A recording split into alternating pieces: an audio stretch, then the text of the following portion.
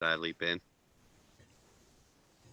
All right, and we're recording here, Shereen? And we are Live on recording. All right. Good evening, everyone, and happy it's a Fridays to you. I want to thank you for tuning in this evening with Cannabisiac. We're super excited about our virtual book club and our book of the month. Oh my goodness, you are in for a treat. If you thought last month was amazing with the amazing Dashida Dawson with How to Succeed in the Cannabis Business, then you are in for a treat tonight. We have another best-selling author, Doug Fine, who's not just the author of one book, but this is his third book, and he is going to bring us the truth. It's going to be raw, uncut, and somewhat hilarious in some cases. So I'm super excited. But for those of you who don't know what Cannabisiac is your global ecosystem that is inclusive and that is your training ground. We are here to support those professionals, businesses, and aspiring business owners in the cannabis industry through education, networking. We have several membership opportunities. We have our incubator, accelerator, and co-working community here to serve you. You can learn more at Cannabisiac.com. We have at least 3 to 4 events per month that will keep you basically in the know of what's happening in the cannabis industry around the United States and globally. So you do not want to miss out on the information, the expertise, and the network that we are creating here at Cannabiziac. But we won't dwell on who we are, what we do right now. We want to get right to our special guest, Mr. Doug Fine, who will be talking about his newest book, American Hemp Farmer. And if you have not picked up your copy, trust me, you will want to by the time we are done here tonight. And it's a must-have in your library. And you can access this book not only in print, but on Audible, which is how I've been listening to the book. So without further ado, Doug, where are you? Thank you so much for that lovely introduction, and thank you, Cannabiziac, everybody involved with it. It seems like just such a awesome thing. I get happy when I think about cannabis hemp in Florida in general.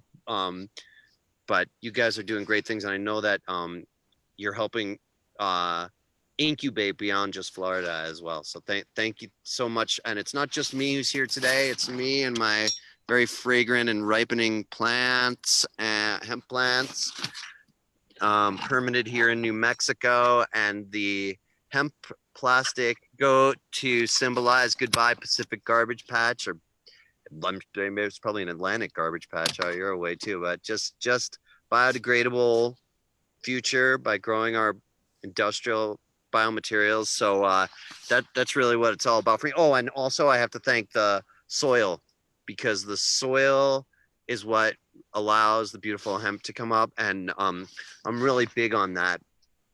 I think that the hemp brand has embedded in it regenerative values, basically rebuilding the earth's in a really stressed place, on the West Coast now, all up and down the West Coast. There's fires. Most of our fires here in New Mexico are out, but we're still getting smoke from California and Oregon fires here. And it's not like a coincidence. We just haven't been the stewards that we need to be. And it starts at home personally, but also, I like that these actual plants are sequestering carbon, but it really, I feel one of my big messages, especially since we have an entrepreneurial audience here in cannabis hemp, our message embedded in every enterprise for cannabis hemp is rebuilding soil. I'm a big fan of growing outdoors. I know not everyone can, but you can do it in native soil. Even if you have greenhouse. Like these actual plants are sequestering carbon, but it really, I feel one of my big messages. Thanks. Especially since we're having an entrepreneurial audience here. It's funny, I keep hearing myself, even before we started today, I think Amory was listening to the audiobook. And so I'm talking and I'm also hearing myself saying something different. I'm like, this is just hemp. This is just, um, It's that new technology. oh man. So yeah, the regenerative thing, and we were talking a little bit before we started. And again, by the way, great job promoting this event by Cannabisiac. Like I shout out on social media, and people are like, "What?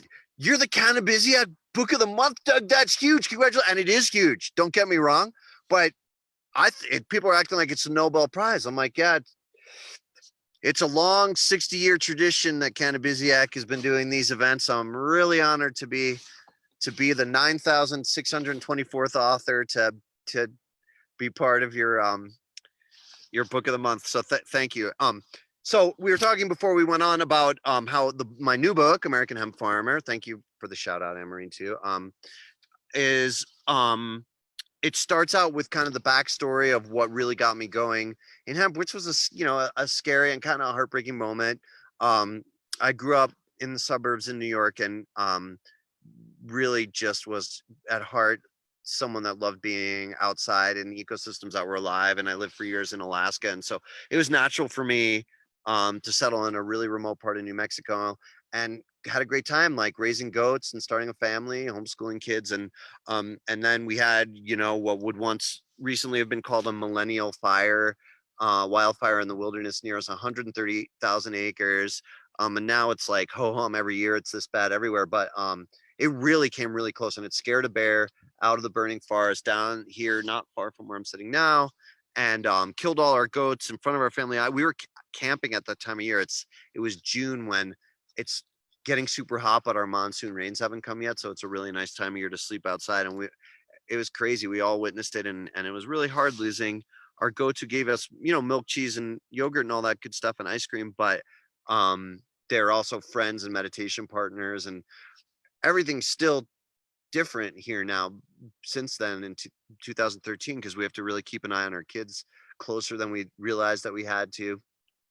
And it's really all about what can an individual do to mitigate climate change. And there's a lot, but the number one thing you can do is cultivate hemp or cannabis outdoors in native soil, because the roots, the plant's roots going into the soil, and then the leaves sequester carbon. And if we were growing 230 million acres is my kind of modest medium term goal, because that's the amount of hemp and cannabis that would equal corn, wheat, soy, and cotton combined.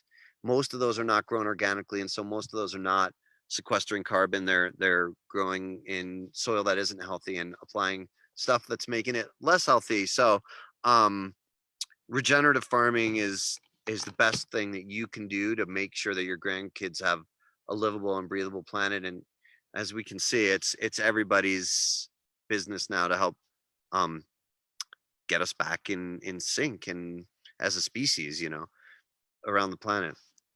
So I thought I'd kind of like go through some of the segments of the season, because I actually in the newest book go through a segment of our hemp season here last year, and things I've learned from cultivating in other states. I've cultivated in Vermont, Oregon, and Hawaii, and that's a really tough job. Let me tell you, the University of Hawaii called up and said, could you be a affiliated researcher and really help us kind of with your ground knowledge on our first seed development project? It would mean like coming to Hawaii 3 or 4 times a year for a couple weeks at a time, and growing hemp. And I was like, is this a trick question? Are you saying you want me to come to Hawaii and grow hemp? Okay. So that was really fun and so different from growing in a high desert, dry climate here, probably closer to South Florida than anything else. But every hemp field is a total learning experience. So I'll go through kind of some of what I think are important touchstones for cultivation, and then marketing for those that want to be entrepreneurial with hemp. And then maybe read a short passage from the book about kind of how growing our family superfood, hemp and other things, because this garden is not just hemp. It's hemp and basil and kale and tomatoes and beans, and just doing our best to feed the family in case those supply chains go away. And even if they don't, it's fun and healthy. It's being outside in hemp fields the most fun you can have outside the bedroom, I think. So we And already talked. that's from your book as well. The most fun you can have outside of your bedroom. I think so. I mean, it's really my happy place to be here. And this is a peach tree above me right now. But that was one of my favorite lines, Doug, by the way. all I'm gonna say is I know the title of one of your books that I want to read, and so I understand why that may be the case. So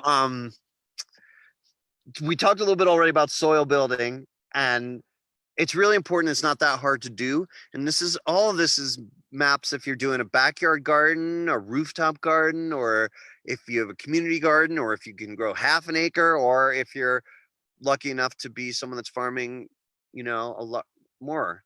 My home field is just like a quarter acre, and it's not. I grow for seed. Like if you look, you can see the seeds are starting to form. This is so fragrant, by the way, the terpenes.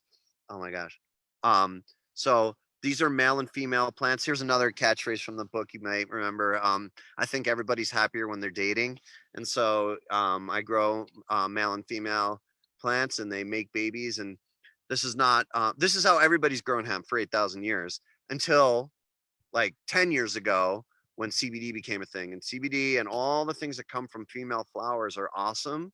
But they're just one part of the hemp plant. And I'm kind of a whole plant holistic kind of guy who likes to grow for everything: flowers, seed, fiber. I'm going to try and do a little hempcrete porch repair project. But this hemp goat is printed from US grown hemp, not my hemp. So my home field is really small, and even my field that I grow USDA certified organic in Vermont for my commercial product is just a couple acres, 3 or so acres. So prepping soil.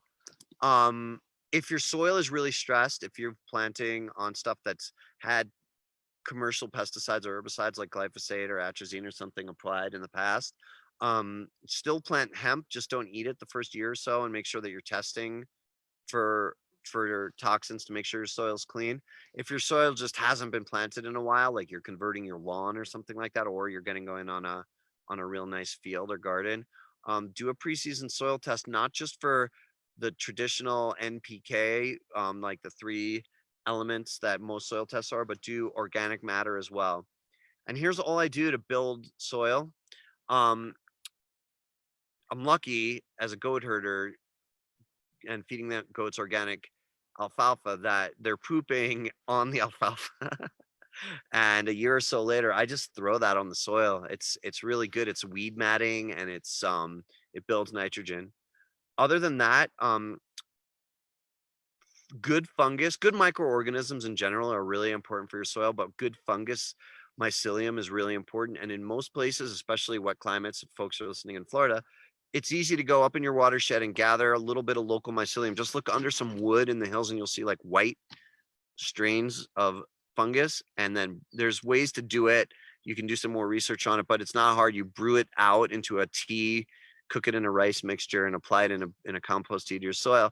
And other than that, the only thing I add, if you've got access to the ocean, I think it's you dilute ocean 300 to 1, saltwater ocean to 1, and it's got every trace mineral. And I've done that before shutdown, but not living near an ocean here. I also use organic kelp that I dilute and apply throughout the season, and it's got every trace mineral that's really good for your soil.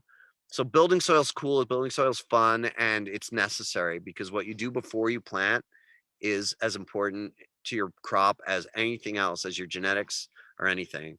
Before I get to genetics, the next important thing is about the soil is after you harvest, you want to maybe do cover cropping and building soil through the off season and through the winter.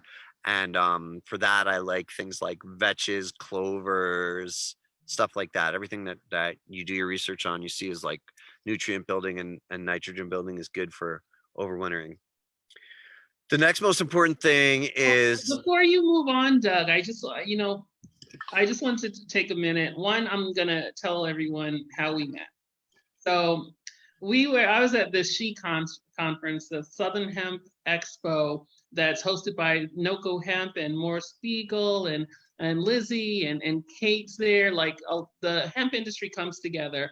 And I had the pleasure of introducing Doug Fine, and we just connected right away. And since then, anytime I'm in the same place with him, I kind of like insist that I get to introduce him.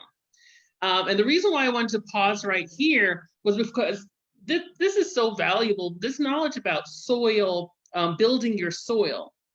I think we may need to take a couple steps back just to talk about why building your soil is important and tie it into a couple of things that you've mentioned in your book. And I'm aware that all the people watching, you may not have his book. There's time to get it. We're probably going to do this in 2 parts as well. But this is what he just told you about kelp and the rice, and that's like trade secret stuff. That's like really creating a rich soil environment for planting hemp. So make sure you rewatch this and take notes if you're not taking notes already. But I do want to highlight in Doug's book, there is a page where he talks about, a section where he talks about soil building slow and fast. And for those who have the book, that is on page 42. But even going back further to the intro section of the book, when Doug talks about regenerative farming, and he even started our talk today talking about regenerative farming, and he was the first person that I've ever heard on stage talk about regenerative farming. So there's a huge tie-in with Doug's mission with, what's going on with climate change, what's going on from a conservation perspective and being responsible to the earth.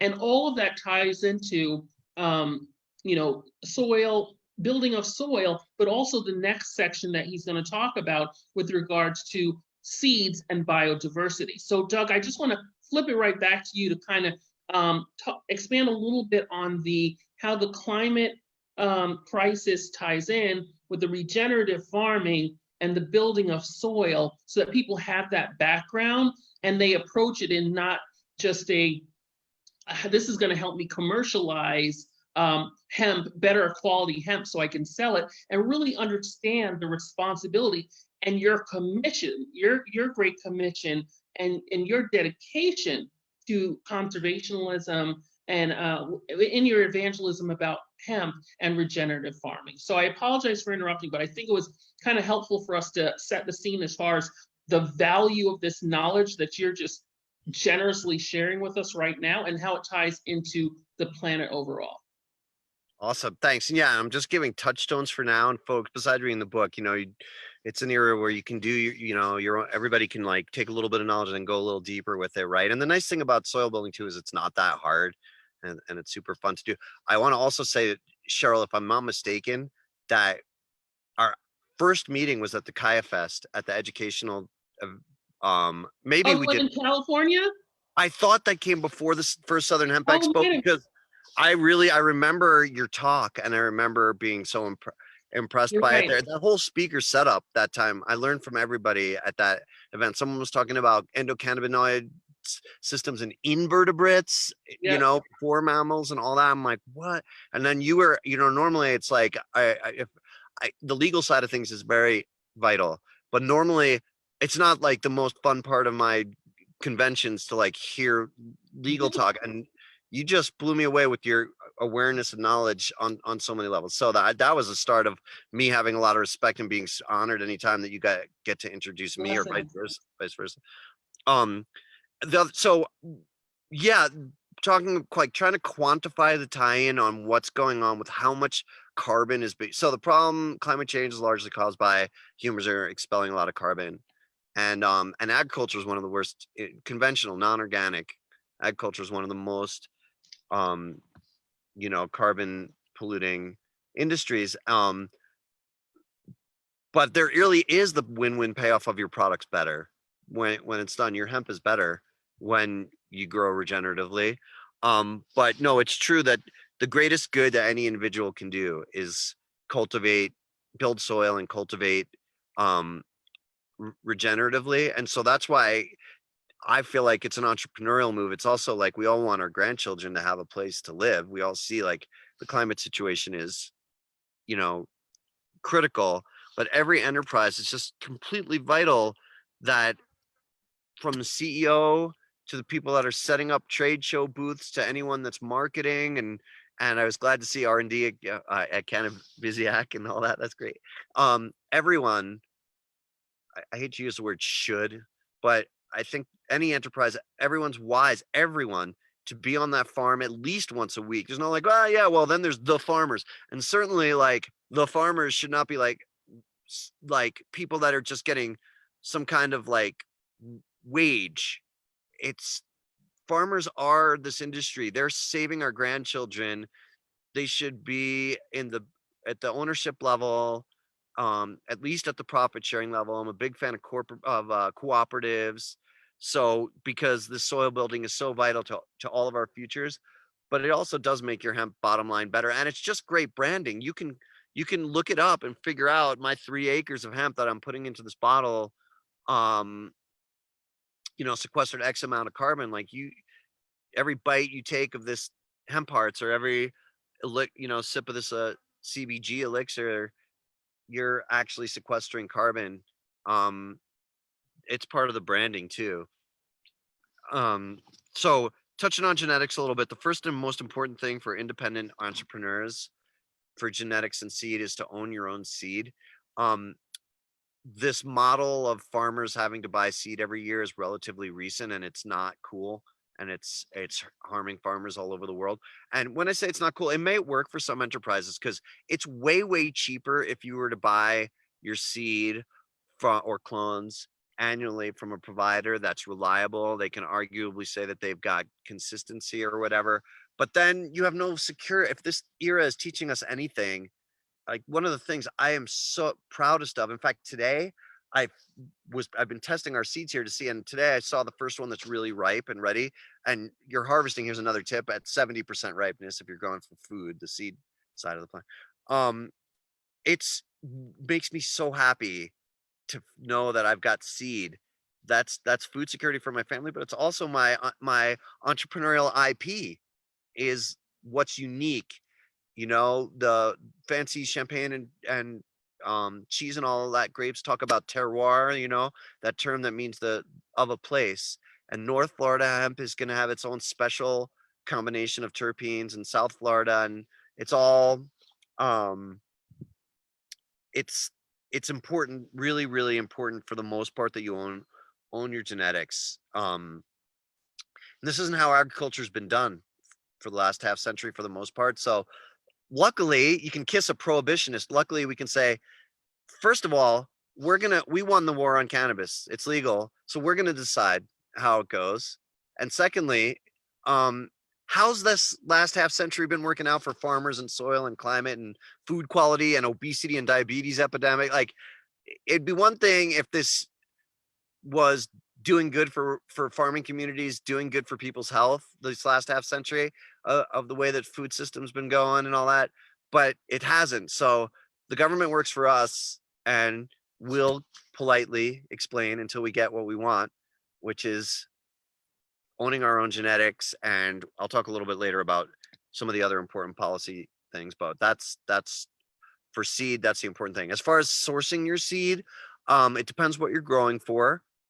I do recommend growing from seed rather than clone.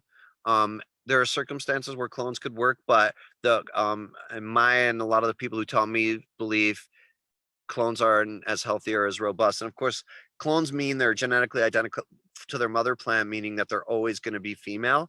And that's fine. Again, if you just want to grow sensimilla, literally means without seed, just female plants like people who grow ganja. If that's what you want to grow for hemp because you're just marketing the flower side, that's fine. But you really, at this point, are wise to be doing something that's not just what the herd is doing, because wholesale CBD is already tanking. And even if you think, okay, I'm thinking ahead, I'm growing not just for CBD, but CBG or CBC, and they all have cool properties and all that. For me, it's about whole plant, and I grow for seed and flower. So I have got the superfood that you can eat in my product, and I infuse that flower from the same plant in it. And I call the product hemp in hemp.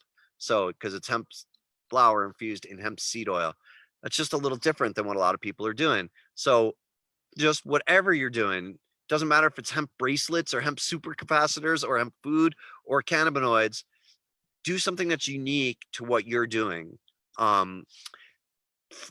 Pricing on seed, it depends. It's going to be a lot more if you want to own your seed. It could be as high as $50 or $100 a pound. But if you're thinking long term, um, it's worth it because then you own it and then you can do whatever you want and replant it. And it's that line item is free from now on.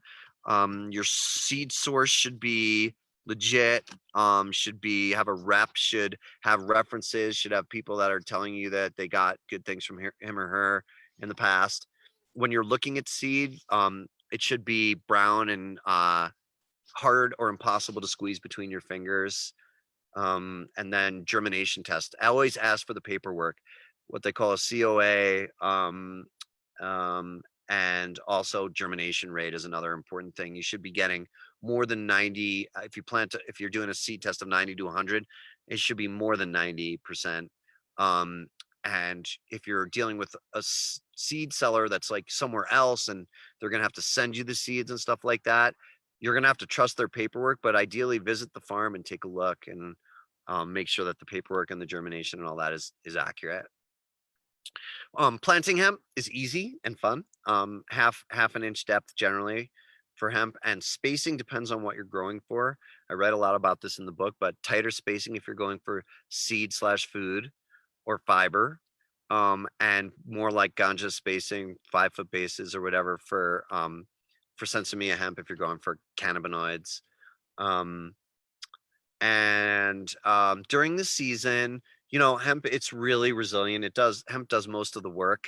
And you do want to watch it, especially if you're in a moist climate where weeds can be an issue. I really recommend people use other kinds of weed matting besides plastic. We got enough plastic crap in this world and we're ready to move on. So, like I said, I use old hemp, old gold poop and alfalfa, and it really works good as a weed matting.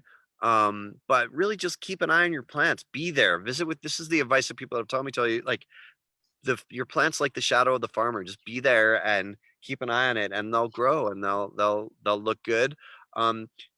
First time cultivators tend to have panic attacks in mid-season if something doesn't look quite right, and it's important to be thinking about the field stuff, but the hemp is strong, and if you do your research and are diligent and out there, it should grow well if your genetics are good. Hemp doesn't need that much water. It does want water at germination, and good seed to soil contact, but after that it's okay if it doesn't rain for a while, and it's okay, I found, if it does. So it's pretty hardy and pretty resilient. Really mid-season. Oh, Go ahead. I hate interrupting you again, but I No, wanted to go back to, the nuggets about, selection of seed. You gave a great overview of what you're looking for seed as far as, the color of the seed and how it should feel between your fingers. And then you talked about germination rate. I think we may need to catch some people up on what germination rate is. Also, the weed matting conversation, because again, you were on stage, I just introduced you, and you're like, listen, you don't need to put all this rubber down, this plastic down, et cetera, and so on. So let's talk about, you mentioned a few alternatives, but can you walk us through the process of, now you've recommended planting from seed over clones, especially if you're not going for a flower plant or a ganja plant. But actually looking for the right seed, and then now we're about to plant. Is it a direct seed environment? Is it having starters and then transplanting them? And then also talk about the purpose behind the weed matting and why and how it's applied, and at what point prior to cultivation should that happen, if you don't mind sharing. Yeah. So that's a good question about how you want to get the seed in the ground. For a lot of the reasons, mainly because I like hearing bees and hummingbirds, I prefer hand planting to mechanized planting. And the whole planting chapter in American Hemp Farmer is about, it's called like Adventures in Seed Drill Malfunction or something like that. It's about how, like, when you do go mechanized, there's always stuff that slows you down. And if you're the type of person who knows how to repair a tractor and is great mechanically and understands metric versus British socket wrench sizes and all that kind of business, that you might you might be more inclined to a mechanized harvest. But if you're doing a relatively small harvest, and if you have like 6 able-bodied people on hand, you could plant 2, 3, 4 acres a day with everybody just hand planting, and that's really how I like to do it. And it's spring, so everybody's like, or maybe not in Florida where it's nice all the time, but in climates where like everyone's blinking and seeing the sun for the first time in several months, you get really like sore because you're kind of duck walking around planting all these, you're like kneeling and crawling and planting all these seeds. But it's super fun, and oh man, it's so awesome when they start to germinate. And I really don't, like I said, don't do anything for weed prevention other than my alfalfa and goat poop weed matting. But there's a lot you can do, all kinds of, any kind of mulching around your plants, natural mulching. It can be part of your nutrient building. If you're thinking regeneratively start to finish, there's solutions, and everything that we're talking about today you can do more research on, and there's great books about all these things. I'll mention my publisher Chelsea Green has so many good like soil building books and every possible topic. And also Acres USA is a organization that's like a 50-year-old farming organization. I didn't know about them, and my friends in the Hawaii Farmer Union had introduced me to them, and I gave some talks with them, and now I'm doing a regenerative hemp course with them, and they're so awesome. It's so unbelievably diverse. I'm so glad before shutdown I got to do this talk with at their annual convention in Minneapolis. The audience, it was unbelievable. There was a whole section of Amish people. There was just people from all over the world, and all ages, every gender, every shade, everything. And so they're just a great organization, and they have lots of publications and books and resources about every step of this process. Let's say you're just thinking weed control. If you're like, yep, when I grow my carrots and wherever, someplace in southern US, boy, it's a race is on with the weeds. You got to figure it out for your own ecosystem. I know from when I was cultivating as part of that University of Hawaii project, it was a challenge to keep the weeds down, but only at first. Only when they call in Hawaii baby plants and baby people keikis in Hawaiian. When the plants were keikis, yeah, you had to weed twice a day, but that was like a 1 acre crop, and a couple of people did it. Like, you just got to be in the field doing it, really. And so it's important, but it's not, none of it is crazy rocket science. I never really had a plant green thumb. I was more of an animal guy. Like, if the goats are being rambunctious on the milk stand, I could always go down and get them to come and chill down. And it's the rest of my family that's always had the green thumb. And hemp has really taught me just about plant intelligence. It's really miraculous to watch them do their thing. And the danger really is over babying them, especially your first year, over watering, over fertilizing, all of it. If they look good, they look good. If they look thirsty, water them, and yeah, it's hard to be leaving them alone. And along those lines, back to mid-season, you want to be thinking about what's going on in the field. Let's say as your plants are transitioning from that vegetative stage where they start to the flowering stage that they're in now as we're getting close to harvest. I'm just gonna take a sniff break here. Lovely. Terpenes. Um, While you take that break, Doug, I was like thinking, I'm like, man, I do not have a green thumb. So I have hope now. I feel very hopeful. You'll think yeah, that makes you have a green thumb. I'm serious, because it does its own work. It's funny because, in these 75 years of insane cannabis hemp prohibition in the US, all the wild hemp that had been planted along irrigation ditches in the heartland is still there. It just keeps coming back. It's like Darwin's plant. It's strong and hardy, and it doesn't mean it's automatic. You're always learning, but yeah, the danger is more over babying it than neglecting it. If you're at least going into the field every day and paying attention, first time out, most of the time, if your genetics are good, you're gonna have a good crop. And by the way, you want to plant while the days are still getting longer. So Yeah. if you're really warm climate, as early as late April to early June. But you want to let the plants have vegetative, because the all cannabis hemp starts to flower at 12 hours and 12 of daylight and darkness. So at the solstice, let's say at most places, June 21st, it'll start to want to go into flower. So you want to plant at least a few weeks, if not a month or more, before June 21st. Um, and then as you're watching the flowers mature, if you're in it for entrepreneurial reasons, if like this is your business, you want to make sure you have like all your business paperwork dialed in. Obviously, I skipped over getting a permit. In the US right now, you have to get your permit first. Every state's different. It's not that big a hassle. I'm sure Cannabisiac has good resources and good network of people that can help if you're talking about Florida or anywhere. But it can be expensive. It runs about $700 in New Mexico. It's cheaper in Vermont, where I go commercially, than in New Mexico, where I just go for my family's food and a little bit of genetics work. Um, Yeah, I think we definitely support farmers as far as partnerships and applying for a permit and things like that. And for those people who are referencing the book, I will point to the middle paragraph on page 59. Doug does a great job, talking about applying for the permit and the costs associated with it. So I just wanted to do that call out. And I love how you reference summer solstice in your book. We just had a summer solstice event produced by Lizzie and Morris. Shout out to Lizzie and Morris. And I got to introduce you again. And Cannabiziac, we had a booth there. But the summer solstice isn't just a term; it's nature. It's really, as Doug said, it's when the days start to get shorter.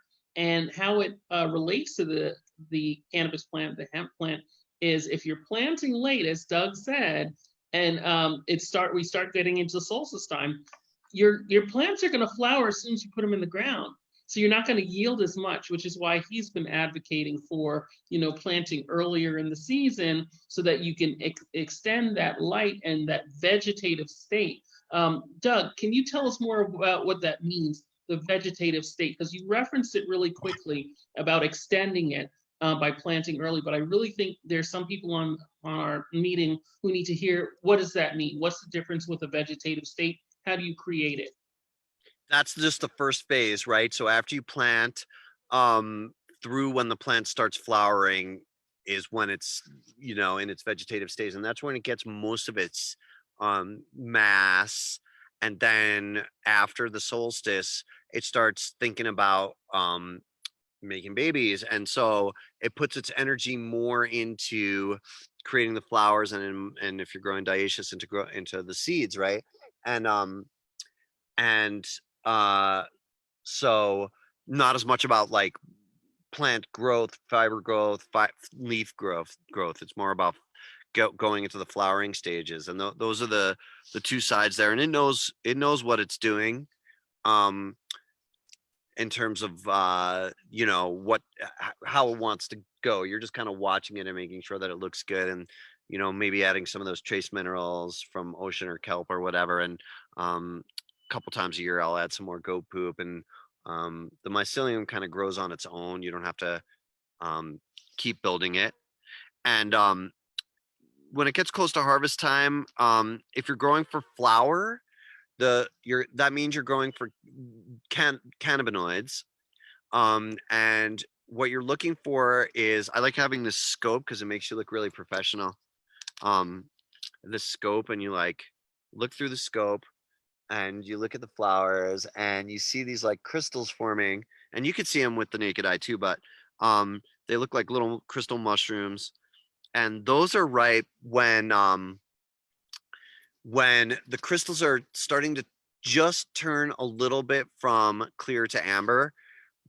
That's when your cannabinoids are peaking. If you get them too soon when they're still too clear, not all the cannabinoids will have fully developed. And if you wait too long till they're like fully milky, many of the cannabinoids will have converted back into what people call kind of the base cannabinoid of CBN. And there's nothing wrong with CBN. It's a lot of people feel like it's helpful for sleeping, and it also I think there's some anti-carcinogen research into it or whatnot.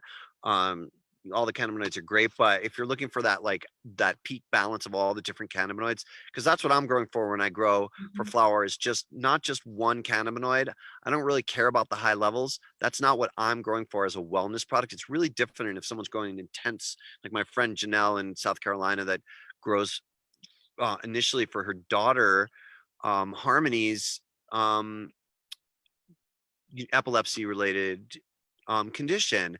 And for that, she really does want to jack up CBD.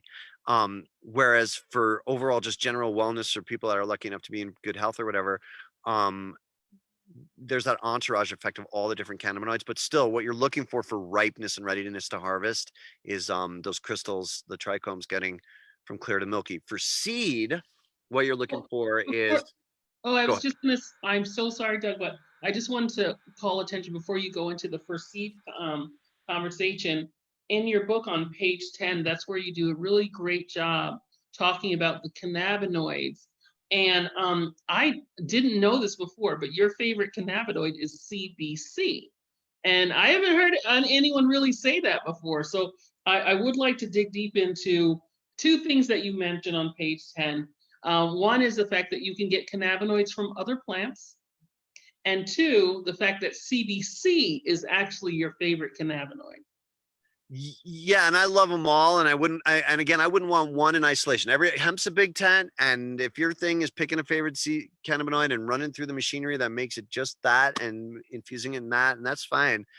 That there's use for that. But I'm really a whole plant guy, and I didn't know about CBC either until I saw it come back in the first test, the first COA that we did in a Vermont crop way back in 2016, and the product that I make, this I mentioned earlier, is called Hemp and Hemp, and initially it's been marketed as a massage oil and a bath oil, and it's just deeply relaxing. And I did some more research, and CBC is just known for that. And so I come out of a bath with some of that in there, some of the Hemp and Hemp in there, just like gelatinous and really just relaxed and ready for bed and all that. And so that's really pumped it up. And there's 110 known cannabinoids now and growing all the time because our research is finally kicking in gear all over the world. And I like to say, and I think it's in the book there, like unnamed cannabinoid number 42 right now might be, makes hair grow or fights leukemia, or we just don't know. And more research is needed. So on seed, which is the other thing I grow for, I mean, fiber too, this is just a brief touchstone today, and we can, talk more, and people can do their own research and read the books and stuff, or take my hemp course. And the seeds are ready when 70% of the seeds are emerging from their calyx. So the calyx is the little home that they're living in, and on this plant they're not yet. They're still green and they're still in their calyx. So like I said, I just found my first ripe seed today. It's when 70% of them are brown, emerging from their calyx, and difficult or impossible to squeeze between your finger. The seeds are ready, meaning they're at their peak nutrition, omega balance, fatty acids, all that good stuff, but also fertile if you're planning on replanting or whatever, providing the seeds to others.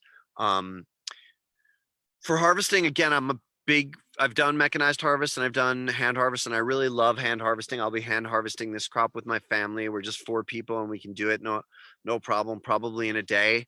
And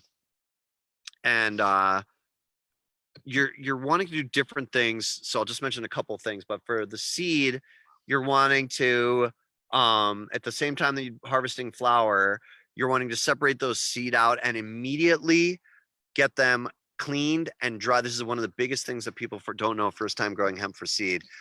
Get it dried down to 8% moisture. You have to get a moisture tester. And again, none of this is rocket science. But if you don't do that, hemp molds very quickly because you're harvesting it greener than most other crops. And it tends to heat up and compost real hot. And so if you don't immediately day of harvest start separating out your seeds, getting them clean, getting them dried, you have problems with the seed harvest. For flower, it's a different story. Flower, you're doing just what ganja farmers do. And before I wrote about hemp, I wrote about regenerative ganja farmers in the Emerald Triangle in Northern California. And what those folks do, which very few people do in hemp. So here's a special tip for flower farmers. Everybody knows that you want to take care of those trichomes and crystals. So people are generally clipping branches and hanging them with good ventilation to dry down a little bit. And then from there, the like super high end, if you're doing top shelf, what people do in ganja is they put them in big, ideally violet mason jars, but any mason jars. And this is the part that most people don't do in hemp, the curing process. For ganja, you do what's called burping those mason jars. I start for the first week each day doing it, and then I start doing it once a week for about a month. If I'm concerned, hemp flower, and that really helps your cannabinoids mature and develop to their peak amount after you've got them dry. In hemp these days, a lot of people are calling their hemp biomass. I'm going for biomass. And I'm like, all right, I mean, it's call it whatever you want. It's but what that means is just sort of chopping it all down, grinding it all up, and selling it for processing into CBD. And that's fine, but it's like the difference between fresh squeezed OJ and frozen concentrate. If you're interested in real top shelf, let's say smokable or just peak flower, you're just handling your product with love and care. You want to be thinking about lovingly drying your flower and curing it, and then bragging about that. Brag that you did this with horses or by hand and used no petroleum in your harvest. Brag that you cured it for a month before infusing it into your product, into your toothpaste or whatever it is. I want to talk just a little bit about the entrepreneurial side now, because the regenerative side carries on to your marketing of your product as well. And here's where really you can just have such an advantage over I call it the mixed CBD that's going to end up in the chain, pharmacies, or the inevitable, quarter pounder sandwich or whatever that's going to have hemp seeds in it. If you are treating your crop lovingly, it's going to already be of better quality. But if your marketing explains that your packaging is, I'll tell you how I do what I try to do for my packaging, and it's expensive. First of all, almost no plastic. The bottle's glass. The sticker is made from compostable material that people can just put in the compost or in the garden, and the stickum is non-toxic stickum. It's really expensive, like $1 a label. Think about this: if you're doing 50,000 bottles, it's expensive, but it's worth it, because your karma is there. And I'm not like the one who determines what righteousness and karma is, but the plant knows. I really believe that. I really believe in plant intelligence. And so if you're being righteous like that, and then for people that are really entrepreneurial, like, okay, my goal is to move 200,000 units, doing the math in my head. If my markup is this, X, Y, and that allows myself and my cooperative or my B corporation to do well. Everyone's getting paid. Farmers are in on the final product instead of just getting ripped off on the the farmers generally today get 3 cents on the farm dollar. So we want farmers to get 100 cents less expensive. They're part of the enterprise, right?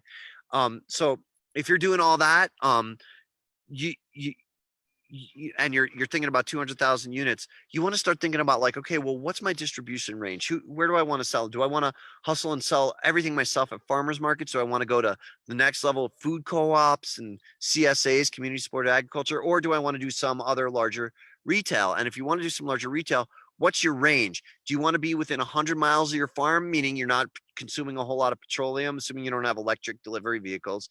That means you're starting engines and churning petroleum. We're trying to move past petroleum, right? So I'm hardcore about this kind of stuff, but I actually think the best hemp companies, meaning the best quality product, the product that I'd want to enjoy myself and share with my family and close friends, are all going to be thinking about these things. End of life of your product materials.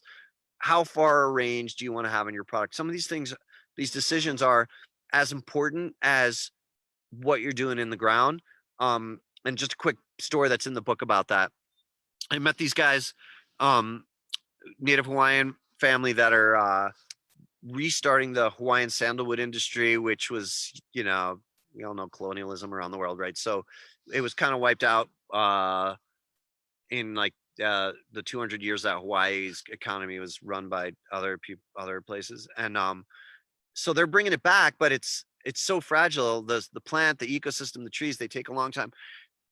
The way that their talking points on this that I read about in the book, I love someone. I had to kind of fight with my editors. They're like, why are you talking about sandalwood in the book? It's a book about hemp, and the reason is these guys were like, we're gonna do the amount of sandalwood that we're gonna do for 2 human generations for 100 years. Our company is just gonna do the amount that we can do from using trees that are already mature enough or are dying out already or for whatever reason. And that's gonna gross us, I forgot what it was, $3 million a year. Like they're like 3 million is enough from this 100-acre forest so that we can assure that the forest is going to grow back and be healthy. And then in 100 years, our great grandkids can figure out if they want to expand or contract or whatever. And I love that kind of thinking, where it's enough. I never made any amount of zeros like 3 million. Sounds like plenty of money to me. And yet they're thinking about like, enough. When is enough is enough? The goal isn't to just get hedge fund people to buy you out. That's not entrepreneurialism that leads to humanity's survival. I'm so glad you said that. I am so glad we're not just building a hemp industry for a raise. We're building it for sustainability and long term. I love you for that, Doug. Thank you so much for saying that. I know we're on the entrepreneurial section. One thing I really loved about your book, and you've already kind of touched upon it, is your hemp in hemp brand. And you told us about labeling, et cetera, and so on. But one of the key distinguishing points is the fact that how many ingredients do you have in that product? Just 2, and they're from the same plant. Hemp seed oil and hemp flour from that same plant. I love it. And the beauty of Doug's story is the fact that he was growing in 4 states. So, in our minds, we think hemp farming, you need hundreds and hundreds and hundreds of acres to be profitable, blah, blah, blah, blah, blah. You were growing in 4 states. What was your total acreage? Well, for the commercial product, it's just like a grand total of 3 acres. Yeah. And I should say though, really small, which is other advice I think is good advice, and that's in the book too, is do start small and have a multi-year game plan. And that's not so easy for bootstrappers that don't have a ton of money, or for people on traditional farms that are like 1 mortgage payment away from losing everything. Yeah. It's not that easy to say like, hey, first year, I don't care if you've got 40 family acres, grow organically on 1. Because I only do 1,000 units so far per year, and I'm ready to make the leap. I have some really good new partners, ready to grow to 10,000 units, maybe eventually to 100,000 units. But 1,000 units of a top shelf product, you don't want to price it out of, you don't want to make it unaffordable for people. But 1,000 units at at least can keep the lights on. And the entrepreneurial side for me is really, at this point, secondary. It's just I'm trying to be a pundit that actually does it, rather than people that just think they can tell other people how to do it without doing it themselves. So yeah, thanks for that. Yeah, no, you can start small and it still can be viable and worthwhile for sure.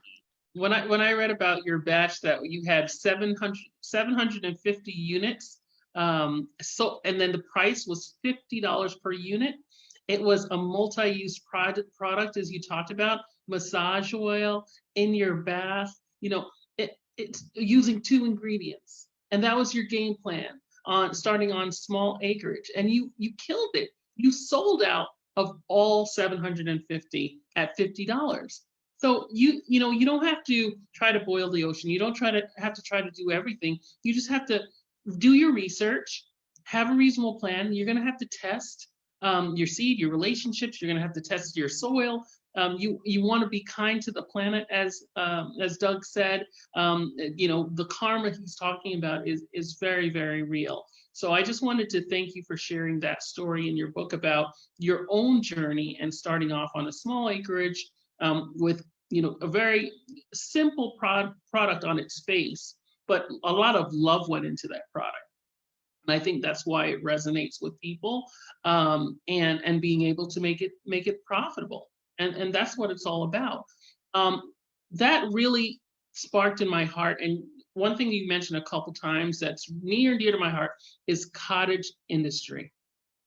And we've been fighting that battle here in Florida. We had our, our statute went into place for hemp cultivation 2019. It didn't mention cottage industry. It did mention that hemp would be considered food, legalized and considered and regulated by the Department of Agriculture. And then when the rules came back from the Department of Agriculture, it eliminated cottage industry. And, having been, having worked on this legislation for some time and really looking forward to, we want the farmers to win. Everybody stands up in front of the legislators and say, this is for our farmers. We've had disasters. The farmers need this. And then we cut the farmers out of the most profitable part of the value chain. So let's talk about how important cottage industry is. And then you've had some really good advice from some legends just in agriculture. I believe, is it Wendell Perry? Wendell Berry, yeah. Yeah, Wendell Perry, and you gave him his justice in your text. Just talking about, if you want to be profitable, wholesaling isn't the way to go. Creating your own vertical is important for farmers. And this is why cottage industry is important. So can you please speak to that? Because we will be back in Tallahassee next session, trying to make sure the statute allows for cottage industry for our farmers to benefit from all of the value chain. That's awesome. Yeah, thanks for that, because that gets back to policy, and those are, other than the spiritual side, I thought I'd end with before questions, that the two that we're talking about here on the craft side of the industry, the cottage side of the industry, is one of them. The first surrounds this issue of regional providers at a certain level. In the book, I say maybe it's 12 tons of product by dry weight or something per whatever I said in the book would count as like a craft market. And those type of people that are farm to table, farm to product, must be given the space to thrive in the marketplace. And what that involves is rules that are similar to, as you say, cottage and craft rules today that you have in states that allow for farmers markets or bake sales, but extended up to a real mid-sized entrepreneurial level. So it's going to involve a lot of work with great legal minds like Cheryl and legislators, not just at state level, but at federal level, and working with the FDA to create. I like, so we're operating under this kind of troublesome FSMA, they call it, the Food Safety Modernization Act on the federal level. It's part of this global food security thing that, like, all about, it's written by market chain people, and it's about making food homogenous and really over sanitary conditions. If you want to have all these certifications for all these new food rules, you could never even touch your plant. You can't even be in the same room. It has to be in these sterilized facilities with people in hazmat suits.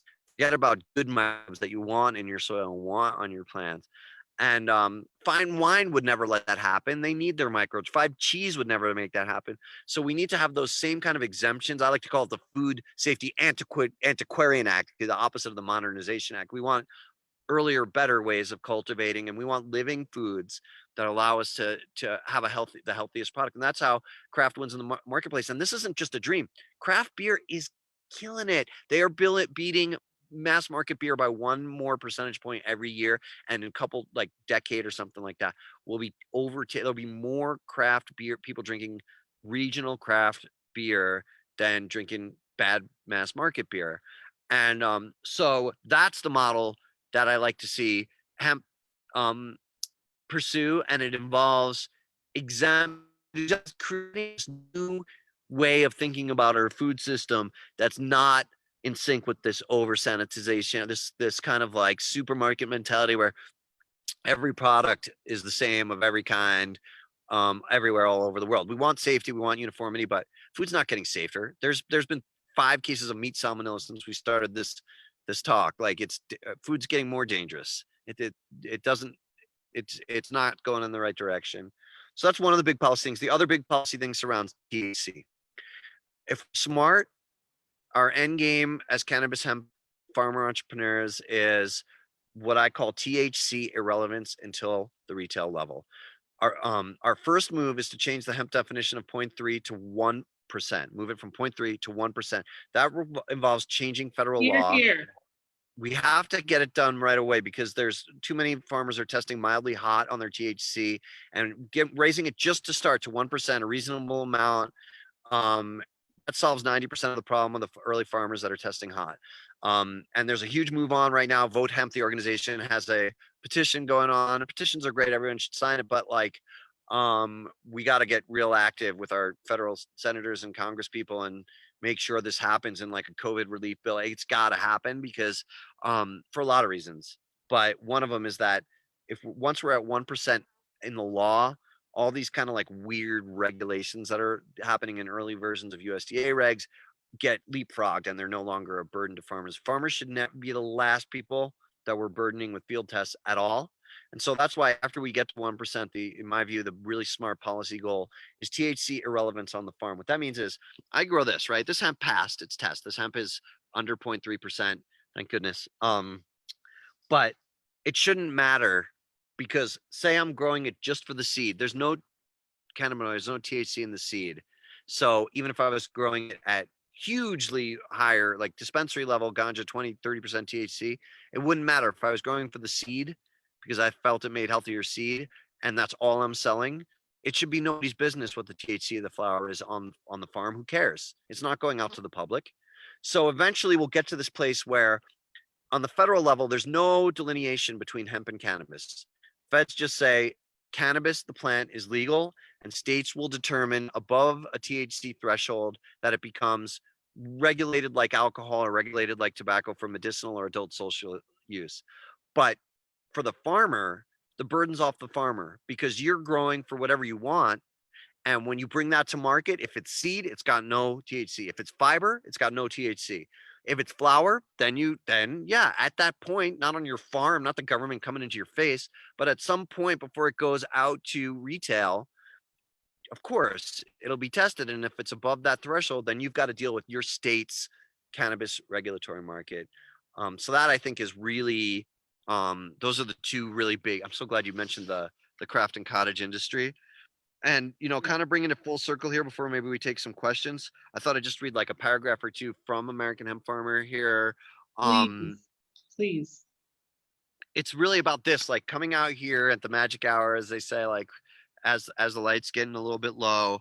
And I remember we planted these seeds and it was so funny because already the rabbits were burrowing in. We saw rabbit holes and we're like, hey, this is sometimes food. There's enough for everybody. But hey, don't eat all of. But we also found ourselves praying, and yeah. So I'll just read a couple paragraphs from the epilogue. If you got your book, it's on page 275. It's called "Lollygagging as a Family Practice."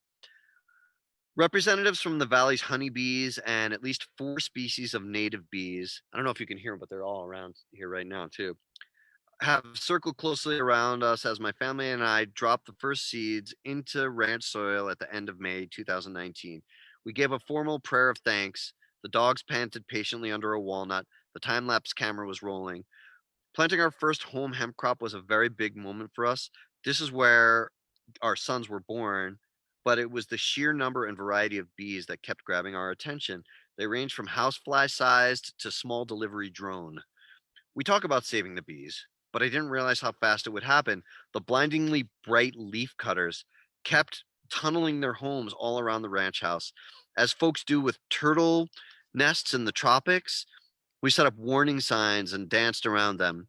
And as with the turtles on a resort beach, we kind of wondered, why right here? The solitary native bees are surrounded by 2 million acres of wilderness. Oh my gosh, I don't know if you saw it, the hornet just flew right in front of the camera. So there's something they like about raising a family close to us, even with wrestling dogs and goat kids and human kids. I think that they might feel that they're taking care of us. Maybe they have a Save the Humans campaign going. They sure work hard in our garden. The pollinators, of course, are a really big sign of health. We're losing a lot of bees due to, most experts agree, due to bad pesticides and herbicides. So it's like people would say save the whales in the 80s, 70s or 80s, whatever. And now it's like save the bees. So And we've got also, all there's really bad local ordinances as well banning bees from certain cities. So we're working on that as well, but they're so essential. Thank you for raising that. Sure. You want to go to take some questions? Well, where do you want to go from here? I'm going to hand over to Anne Marie, but I just want to shout out some people. I started a watch party. There are people asking, as they join in, what's the name of the book? So I just want to make sure we emphasize that this is Mr. Doug Fine. The book is called American Hemp Farmer, and it's available for purchase. There's also an audio book. I want to shout out Christy Sakulas, who really appreciated your call out for cottage industry and especially the 1%. Ms. Cox, we have LaShonda Anderson Hodges from Southern University on, and she works on their hemp program. And we had Kate Curley pop in, Bill Hearn. We had Alicia Fall, who's just amazing on her own out of New York, and she's been all around the world evangelizing about hemp as well as sustainability for the earth. So just shouting out some people, wanting to make sure that we highlight the name of the book, and I'm going to hand over to Anne Marie to kind of lead us through the next steps. Yeah, so thank you, Cheryl, and thank you, Doug. Oh my God, between the book and then just hearing you live, just such a wealth of information, and this isn't even scratching the surface. So I agree with Cheryl that we definitely have to have you back for a part 2 of this. I think one of the things that I really, really enjoyed about the book and about our conversation tonight, which you have made such a great focal point, is our environment. And everything that you do has sustainability as a part of it. And as entrepreneurs, a lot of times we get so caught up and we're so focused on the dollar sign, right?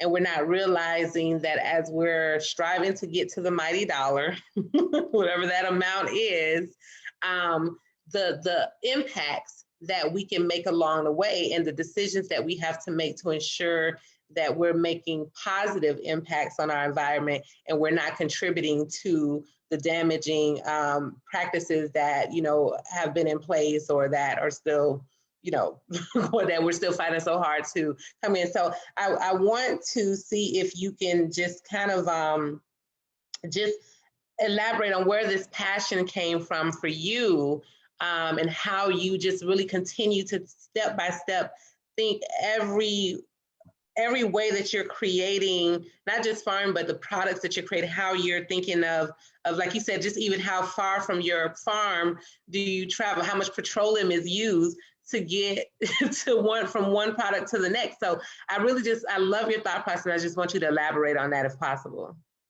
Thank you, because it's the basis of everything for me, and it's not that hard to do it that way. Like I said, with things like labeling, it can be a little more expensive than if you just are looking for the cheapest bottles, cheapest labels, right?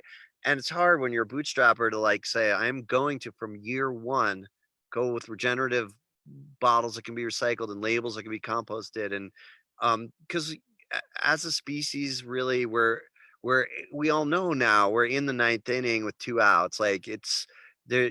Some people say we're past the tipping point. I got kids, so I don't want to think that we're past the tipping point. I think we're close, and we gotta, and everything we do every day, like there's a rule in my house: you can't just bring plastic crap into the house. Like we don't do that, and it's dangerous because we repurpose all our bottles, right? So it's like I'm coming down in the morning, I think I got like pancake batter, and it might be diatoms or salt.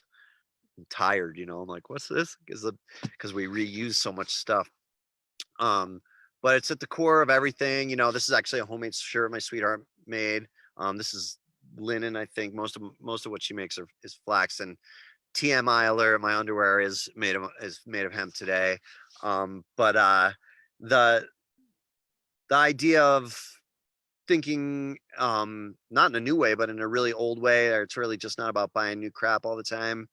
It doesn't mean I like comforts. I got like Slam and Jams going in my house, but the solar panels power it, like it's not that hard to make the shifts. And in most cases, it's not that expensive. And as an entrepreneur, if you're shouting that out, you're it's part of your brand. There's at first it's going to be a niche. It's going to be the people that are already like, attuned to this dynamic, that are seeking that in all their products, not just their hemp cannabis.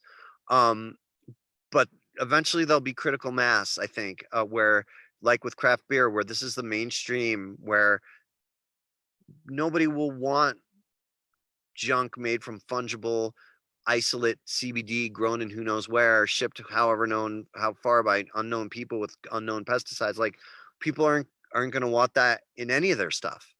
And so there is an education of our customers that has to happen, but hemp customers are by reputation a little bit ahead of the game in that. In other words, if you were trying to do a like a juice product in Florida, unrelated to hemp, just like a semi-tropics fruit blend, and you're trying to explain like what's awesome about this is all of that juice came from farmers that are being well played, that are in on the profits, that are grown within a 100-mile radius, and it's a regional company, and all the juices are grown here, and it's even bottled here. I don't know, you guys may be able to tell me better, but would there be enough of a market where people would care rather than just the cheap mass market juice that's in the supermarket? And that's what we're trying for with hemp, is to say, everyone going out saying, what's my region's options for hemp seed, for hemp elixirs, for hemp massage oil, for hemp toothpaste, for hemp clothing? What's happening nearby in a righteous way, grown organically? Like, ask those questions, read those labels, and shop at things like farmers markets and farmers markets and my food co-op. I met the mother of my children at our food cooperative here in New Mexico. Like, it's just, I love being part of a food co-op. You just get awesome healthy food all the time. And again, it's a big tent, and I don't want to speak against any one model, but the more you're shopping at a farmer's market and a co-op, and the less you're shopping at a chain supermarket or drugstore, probably you're dialing in your health in a better way. No, I agree. And I think there's definitely a market as more and more communities, even from local governments, that are saying, shop local, buy local.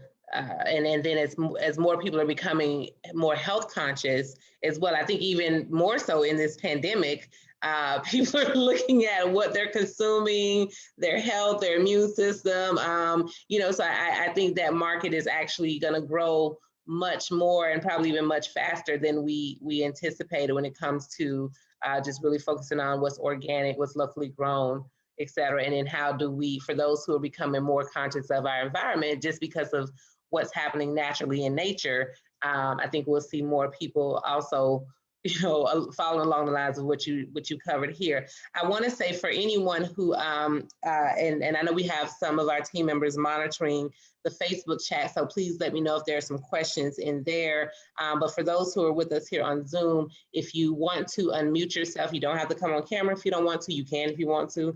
But if you have a question for Doug, we'd love to take your questions at this time. If you have one, you can just simply unmute yourself. That way you can ask the question. And while we do that, are there any questions in the live chat? Okay, because I know we had a couple of, Cheryl has a show. Yeah, okay. I'm always struggling with the mute button, even though I'm on Zoom all day long. But I wanted to kind of dig into the wholesale piece, and there was a comment, let me look in the book, where it says that wholesale is kind of crashing and burning. I know those weren't your exact words. And then also, just going back to what we talked about briefly about if you have a middleman in the process, and this kind of talks to Wendell Perry's approach to things and some of the things he shared. If there's a middleman, you're going to lose. It's not a sustainable model for you to have this middleman. Can you talk a little bit about that and kind of encourage some of our hemp farmers, and also, you know, speak to, you know, our collegiates. You work with the University of Hawaii. I'm working with a number of universities. We have LaShonda Hodges from Southern University on. Let's talk to the young people as well and help them. You've given a prediction in your book about this is beyond 5 years. It's not just going to be all. You can't hang your hat only on CBD. Beyond 5 years, if you're worried putting the middleman in, you're not going to be profitable. So can we speak about those projections and, just some of your thoughts? Yep. So that's a great angle. So the entrepreneurial mode where you're a farmer. I like to think of all of us who are doing this worldwide as the regenerative farmer entrepreneur. Your enterprise and your mindset's regenerative. You're the person or involved with the people that are actually growing it, and you're the entrepreneur that's making a product and marketing it. That's no small task. That's hard work. That's not for anyone. Entrepreneurialism is hard work and high risk. But if you just look at it, I'm just thinking about Oregon wholesale prices on CBD, raw CBD flower. Three seasons ago were as high as ganja, and dispensaries were paying $3,000 a pound at some points, but easily above $1,000 a pound for raw flower, the CBD flower. And now it's like $4 a pound. Like, you could hardly have more of a crash. It's normal supply and demand. It's the early years of the industry. But if you're the person that is hustling and putting out the best product resulting from that crop, you're much more likely to succeed than if you're relying. And the reason why Wendell in Kentucky knew about that is his grandparents, the tobacco farmers in their region, were getting screwed over by middlemen. They weren't getting fair prices. This is also why the Farmers Union, National Farmers Union, started in North Dakota in the early 20th century. Same thing, is the middlemen were screwing over the farmers. So the farmers said, we want to be the ones that control. We want to be the ones that control the resource. And that's really his Wendell's advice, and that I like to pass on to everyone. But it's no gimme, it's no guarantee that you're going to be successful. It's a long, hard work to successfully grow a crop, then successfully harvest and store it, then successfully package and market it, and then getting out and getting it out to people and getting it paid. It's hard. It's not easy. So I don't want to make it sound like it's an automatic success, but it does seem to be the main route to success is to be a regenerative farmer entrepreneur.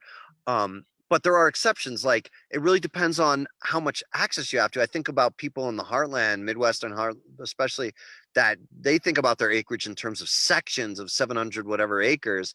They say, I grow 3 this year. They mean 2,100 acres. And in that case, it might make sense. I still recommend doing some value added stuff with some of your harvest. But if you're growing for seed on 1,000 acres and you're harvesting 1,000 pounds of seed per acre, which is kind of, the new average, right? Even if you're only getting $1 a pound from the wholesaler growing organic, that's $1 million crop. And it's for people that have all that dialed in, all the equipment, all the storage, they know how to do it. That's $1 million to their family. So there's times when wholesaling can play a role as we get into larger acreage, and we need larger acreage. But really, in the book, I'm focusing on 20 acres or smaller enterprises, like half an acre to 20 acre. And for that, you got to have something that's driving you. You got to have that backstory, some passion that's making you do this. If you're just thinking, I don't know, maybe I should be a veterinarian, or maybe I should go to grad school, or maybe I should go into hemp, like, you're less likely to work than if it's like, this is what I got to do, and I'm going to devote 5 years to it. And I recognize I might not see profits for a couple of those years. And then you got a chance of succeeding, a good chance, I think, a really good chance, because people want these products. And that's where I am with my farms. We're following your model, and we're starting small, and we're making them research grow. So like you've worked with universities, we're trying to follow in those footsteps to make sure that we minimize our loss, we maximize our learnings. and make it a long-term scalable plan. So definitely appreciate that. With the you mentioned your training briefly, and I know Anne Marie's probably going to say a little bit more about this, but Cannabisiac, we are working on a discount code for our members to go through your training program. So can you tell us like a snapshot of what that course looks like? And then people will have to follow up on Cannabisiac.com. We will email everyone who's registered, not just the people who are in attendance, everyone who's registered for this course and our past courses, so that they know they have an opportunity to go through Doug Fine's course, and we're negotiating for a discount code. So you want to share a little bit about that? And I'd also like Anne Marie to chime in about her vision where that's concerned. Want me to go first, Anne Marie? Yes, definitely go first. Sorry. Look for the mute button. I'm used to it now. I'm like, okay, give her a second. She just was like eating a pretzel and she's got to hit the mute button. And then,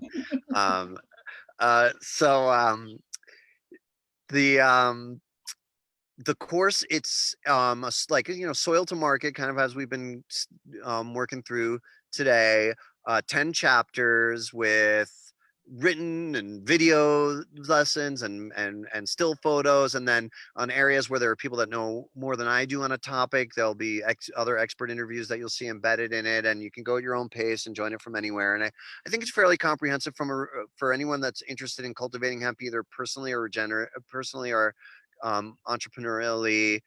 From a regenerative perspective, it talks about different modes of planting and harvest and all the stuff in the field, and soil building and genetics and regulations and marketing. So I think it's fairly comprehensive, and at least will help folks get started.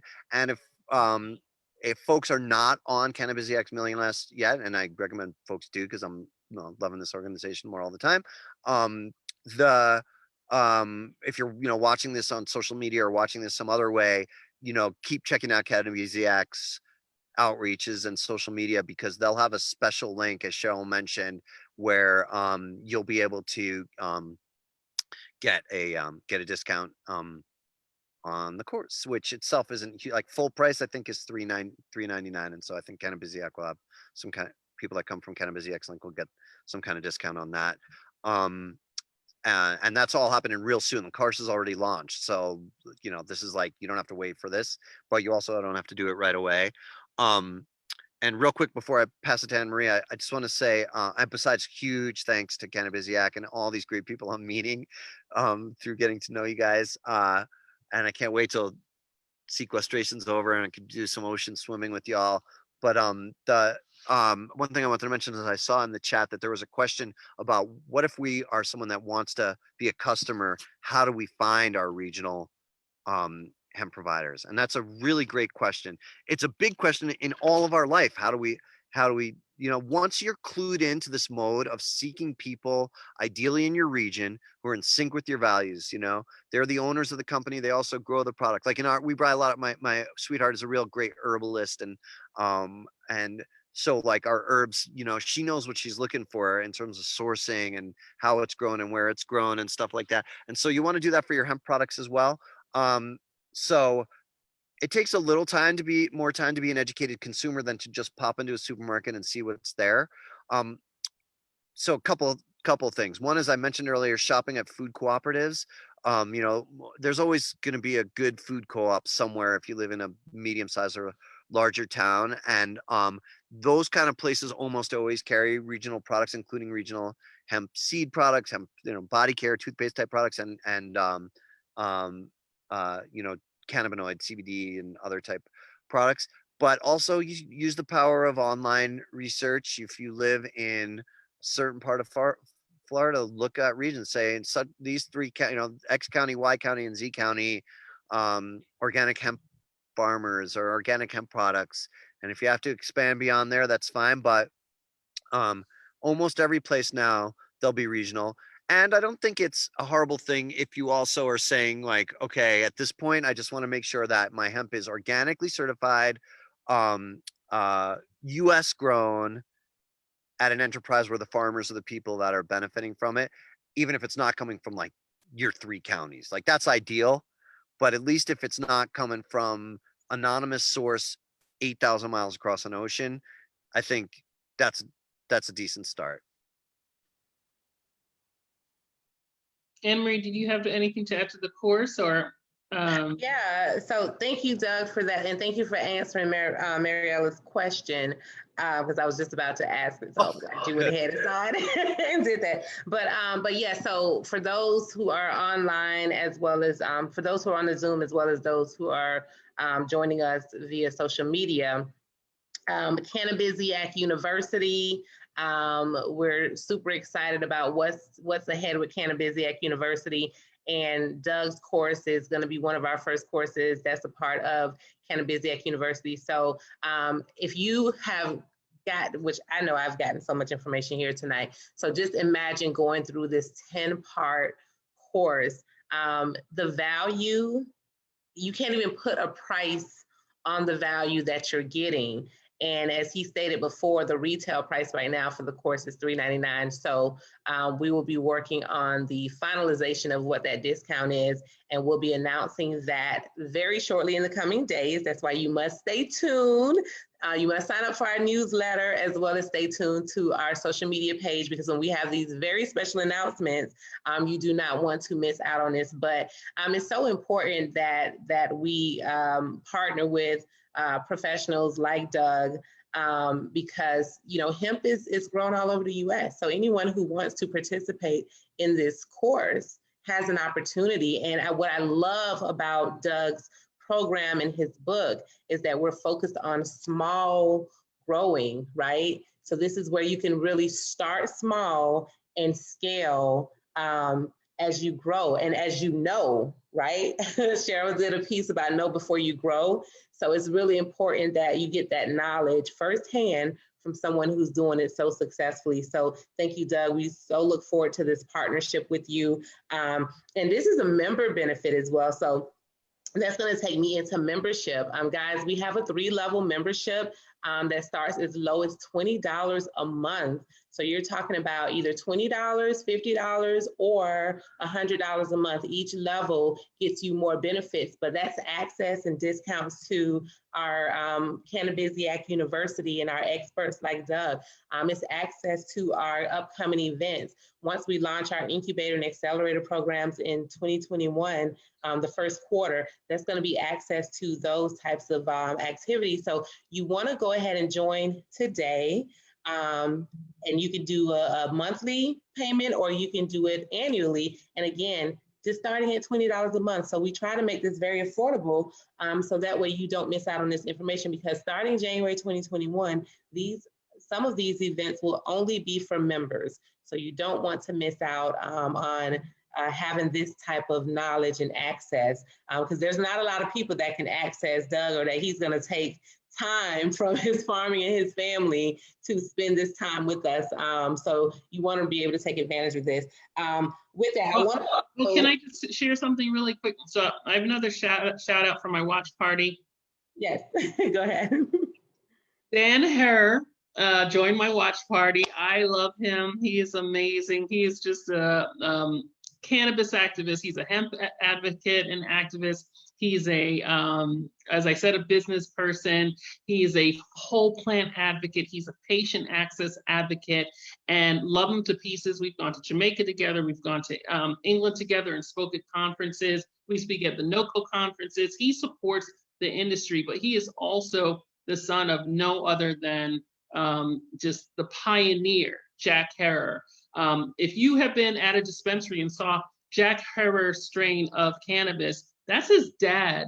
And he's done such a great job of preserving that legacy.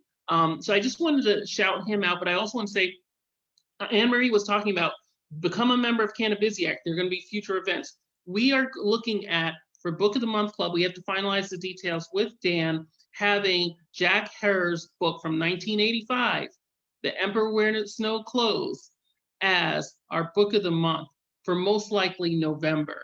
So that is something that we're still in the process of discussing, but he popped into our watch party, so I couldn't let this moment pass by without giving him all the love on the planet. You know, these are two of my favorite guys, Doug Fine, Dan Herr, just doing really great, amazing work. That's what Cannabisiac is bringing to you. We're bringing stuff virtually. We're bringing stuff face to face and in our locations, and you'll hear more about that going forward. So we've confirmed Dr. Joseph Rosado for our book of the month for December, and we are gonna, for the first time that I've seen, have an English book club and a Spanish book club. So en español and en inglés. This hasn't been done before in the industry. We're trying to just be as disruptive as hemp is disruptive and change the game up a little bit. When we're talking about diversity, we're talking about everybody. So we're going to have a great co-host. We've been talking to Francis Gonzalez from Canna Latina, being a co-host in Spanish. Dr. Rosado talking about his book, Hope and Healing. He has an English version and a Spanish version. That's the stuff that is going to take to really change our world, our cannabis world. And when we're talking diversity, we got to walk the talk. When Doug Fine says, listen, I'm wearing hemp underwear, he's walking the talk. He's carrying hemp plastic around with him every single day. You know, we don't play no games. We are serious about this. This isn't just about, oh, this is just a moneymaker, this is a side hustle. No, this is what we live, breathe. I always say cannabis is where I live, work, and play. These individuals that we're bringing to you, the Doug Fines, the Dashita Dawsons, when we're talking about Dan Herr, we're talking about the legacy of Jack Herr, when we're talking about Francis Gonzalez holding it down in Puerto Rico, but willing to travel everywhere. That's what it's all about. And I'm opening up my personal Black book. You know, Anne Marie's making some amazing contacts all around the world and bringing it straight to you through Cannabisiac. Absolutely. Thank you, Cheryl. And to that point, I want to just give another shout out to Doug, because if you make sure you pick up American Hemp Farmer, which we're going to raffle a copy of his book off momentarily. And I also have his other two books, Too High to Fail. So make sure you get this one, Cannabis and the New Green Economic Revolution. And also Hemp Bound, Dispatches from the Front Lines of the Next Agricultural Revolution. So listen, he's the real deal, guys, right? And I'm just so happy to be in his presence. And I just want to give some quick announcements about our upcoming events for October, because if you thought September was an amazing lineup, you must go to Cannabiziac.com/events. And we're going to be kicking off October with our Cannabisiac Cafe. We've changed the time to 9 a.m. because we want to be mindful of our Central and Pacific time friends. So 9 a.m. on October 5th, and that's where we talk about all the hot button issues, what's got you buzzing. Of course, the news that's got you buzzing in the cannabis space. And then October 14th is our hemp happy hour with our mixologist, Mary Lou, who brings you the greatest mixed drink recipes that you could think of, infused, non-infused. And you know, again, we network and we talk about what's happening in the cannabis space. Cannabisiac University. This month we'll have international trends in cannabis, commodities, and tourism with Billy Renales, who will be joining us all the way from Jamaica, my home country. Shout outs to all my yachties. But you do not want to miss that. So we're talking about what's happening in the international markets, in tourism, commodities. So you don't want to miss that. That's October 21st at 12 p.m. Eastern time. And then of course, we'll have our book of the month at the end of the month. So visit our website, Cannabisiac.com, for all this great information. The course with Doug Fine will be listed on there in the coming days. So you don't want to miss that. And did I miss any announcements? I think that took care of all the announcements. We're going to have our raffle as well. Doug, did you want to say anything before we do our raffle? Just for a couple things. One is what a fan I am of Cannabisiac. You guys are doing a great thing. This is awesome. Just the educational side, the incubation side. I'm glad to know you and really glad to be part of that family.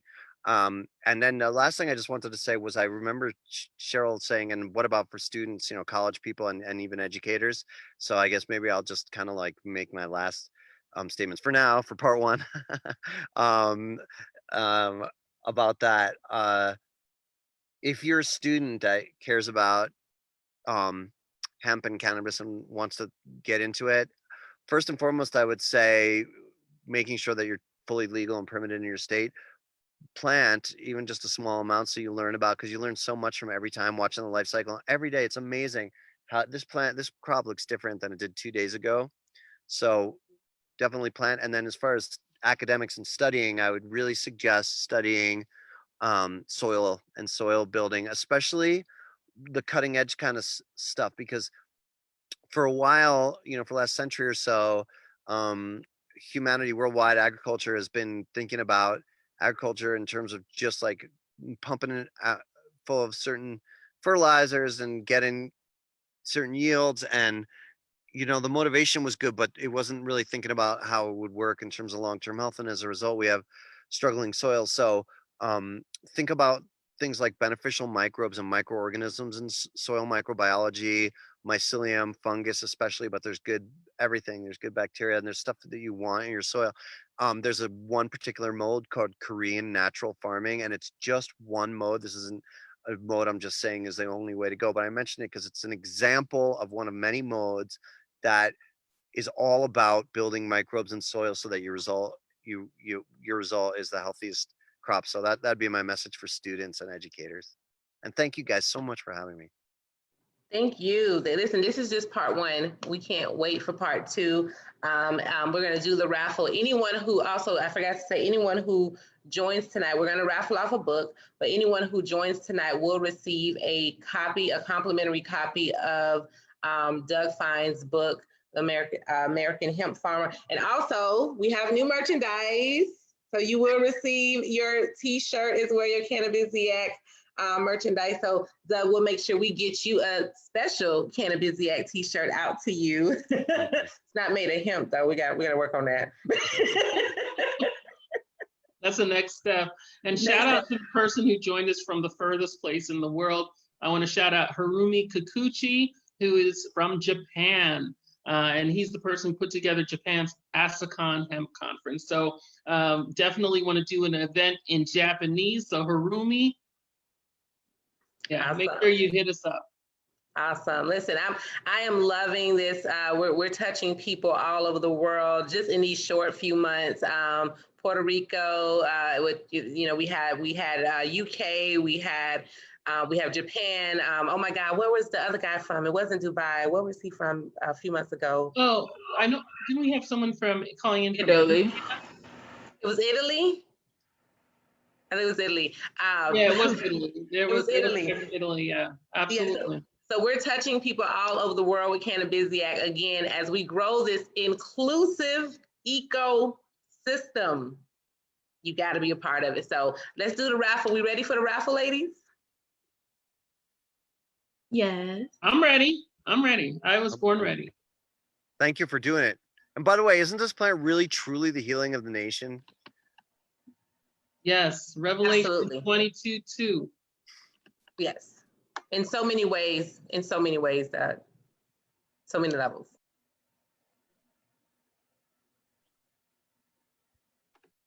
So who's doing the raffle?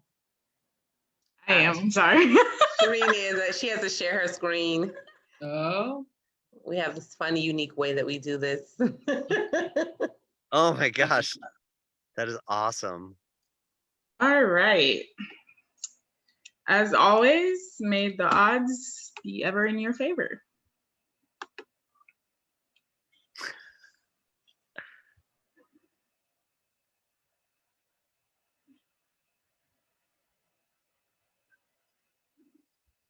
Micah Edwards. Yay! I hope you enjoy it. Well, congratulations to Micah Edwards. Yeah, sorry, Shireen. Go ahead. Go ahead. You got it. My bad. Congratulations to Micah Edwards. Please leave or inbox us your contact information so that way we can mail you your book, or if you prefer a audio version of the book, we can get that to you. So please, Micah Edwards, get us your contact information tonight so we can get that book out to you, and you can get started on your hemp journey with us. All right. I think we've covered everything. Any last thoughts? Well, first of all, I really apologize to our listeners. I'm Anne-Marie Sorrell, founder and CEO of Cannabisiac. Cheryl, you want to introduce yourself? And we have some of our other team members here as well. Yeah, hey guys. Yeah, I'm not going to take too long. Cheryl Murray Powell, Vice President of Business Development for Cannabisiac. I'm a cannabis and agricultural attorney. I'm a hemp farmer. I speak at conferences all over the world. So really happy to have you guys on, and make sure you check out our website, cannabisiac.com. Awesome. Shireen, Mary, did you want to say anything? Hi, I'm Shireen. Really, Cherie.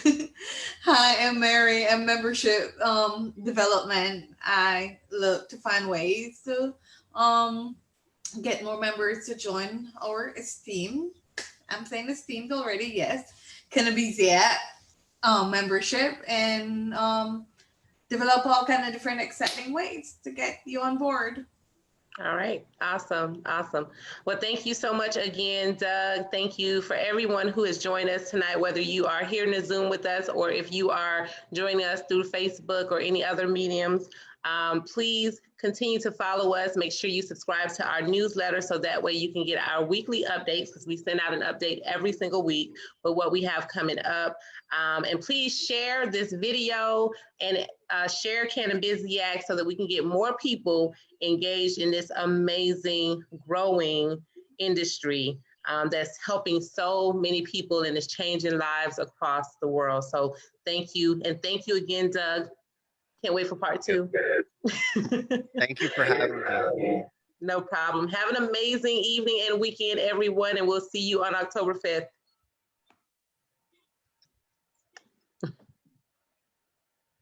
And